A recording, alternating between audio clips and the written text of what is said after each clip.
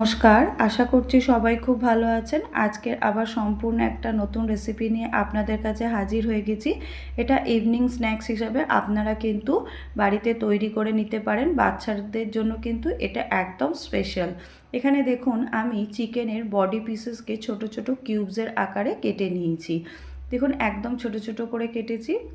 নিয়ে নিয়েছি কিছু ভেজিটেবলস, টমেটো, ক্যাপসিকাম আর পেঁয়াজ। এগুলোকেও কিন্তু বড় আকারে কিউবসের মতন করে আমি কেটে নিয়েছি। একটা প্লেটের মধ্যে সমস্ত চিকেন পিসেসগুলোকে দিয়ে দিলাম আর দিয়ে দেবো সমস্ত ভেজিটেবলসগুলোকে। সব একসাথে দিয়ে খুব ভালো করে ম্যারিনেট করে নেবো। ম্যারিনেট করার জন্য আমি কিছু মশলা এখানে ব্যবহার করব। দিয়ে দিলাম 1 চামচ গোলমরিচ গুঁড়ো, পরিমাণ মতো নুন আর 1 চামচ আদা রসুনের পেস্ট দিয়ে ভেজিটেবলসগুলো আর চিকেন পিসেসগুলোকে খুব ভালো করে ম্যারিনেট করে নেব, যাতে ভালো করে মশলাটা এর মধ্যে ঢুকে যায়। এখানে একটা বোল নিয়ে নিয়েছি, তার মধ্যে দিয়ে দিলাম 1 কাপ কর্নফ্লাওয়ার, 1 চামচ গোলমরিচের গুঁড়ো, 1 চামচ আদা রসুনের পেস্ট, 1 চামচ নুন, কেটে রাখা ধনেপাতা, এখানে আপনারা লঙ্কাও ব্যবহার করতে পারেন, একটা ডিম, ডিমের সম্পূর্ণটা আমি দিয়েছি, 1 চামচ চাট মশলা, বেকিং সোডা আর দিয়ে দিচ্ছি বেকিং পাউডার। বেকিং সোডাটা কম নিয়েছি, বেকিং পাউডারটা একটু বেশি নিয়েছি। দিয়ে ভালো করে এটাকে মিক্সড করে নেব। দেখুন দিয়ে দিলাম অল্প সামান্য একটু জল, দিয়ে এটাকে একটা থিক ব্যাটার তৈরি করব।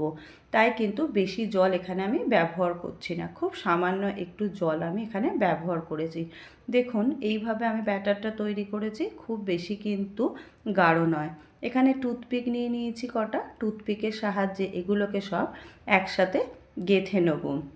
প্রথমে দিয়ে দিলাম ক্যাপসিকাম, তারপরে দিয়ে দিচ্ছি 1 টুকরো পেঁয়াজ। আপনারা আপনাদের মতন কিন্তু সাজিয়ে নিতে পারেন। দিয়ে দিলাম একটা চিকেনের পিস আর দিয়ে দিচ্ছি 1 টুকরো টমেটো। দেখুন এইভাবে আমি সবগুলোকে গেঁথে নিয়েছি। আমার কিন্তু সব কাবাবের জন্য একদম তৈরি। এটা কিন্তু মিনি কাবাব বলতে পারেন। এখানে কড়াইতে দিয়ে দিয়েছি সাদা তেল।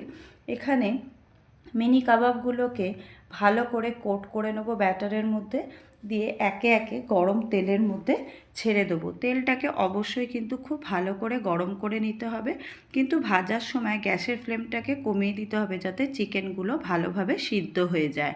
দেখুন এখানে আমি একে একে সব দিয়ে দিয়েছি, দিয়ে গোল্ডেন ব্রাউন করে ভেজে নেবো। এক পিঠ আমার গোল্ডেন ব্রাউন হয়ে গেছে, আর এক পিঠ উল্টে একইভাবে ভেজে নেব। তাহলে কিন্তু আমার মিনি কাবাব একদম তৈরি হয়ে যাবে। দেখিয়ে দিচ্ছি, দেখুন আমার মিনি কাবাবগুলো একদম গোল্ডেন ব্রাউন হয়ে গেছে। তাই একে একে কড়াই থেকে তুলে নিয়েছি। আবার একইভাবে বাকি থাকা সব কাবাবগুলোকেও আমি ফ্রাই করে নেব। আমার মিনি কাবাব কিন্তু একদম তৈরি হয়ে গেছে। সার্ভ করার জন্য খুব চটজলদি হয়ে যায় এই রেসিপিটা কিন্তু। দেখুন প্লেটে দিয়ে দিচ্ছি মিনি কাবাব।